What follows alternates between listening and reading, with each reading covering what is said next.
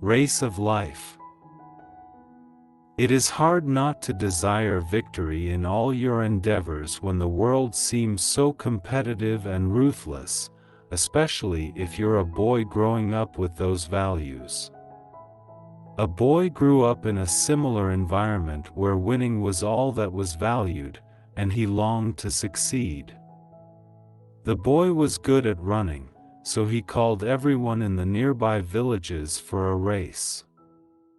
A large group of people from around came to see this exciting event. The boy had been training hard for this race.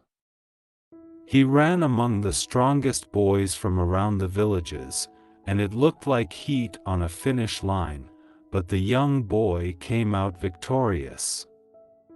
The crowd went wild with delight as they cheerfully waved banners praising him. The boy loved the attention. It made him feel happy and vital. There were several types of races: sprinting, long distances, relays, etc. The boy was unbeatable in all the races he competed in. The crowd loved him even more after each victory. They clapped with excitement. The boy felt very proud of his accomplishments.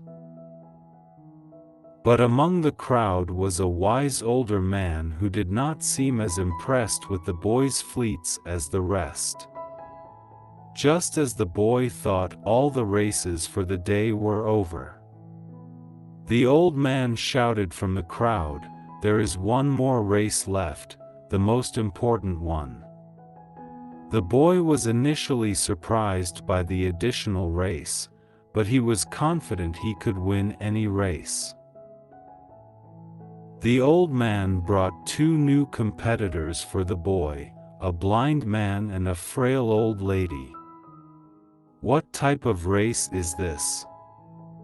I can easily win them," the boy exclaimed. "The most important one," said the old man.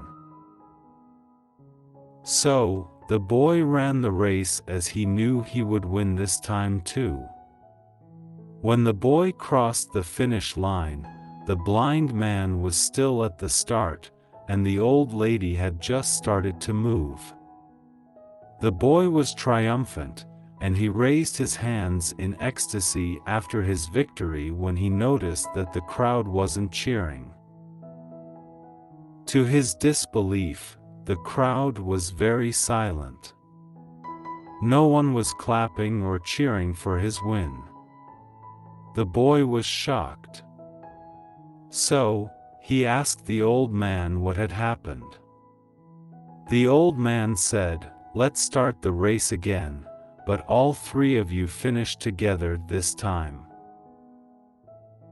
The boy raced again, but he helped and guided the blind man, supported the old lady, and walked along with her this time.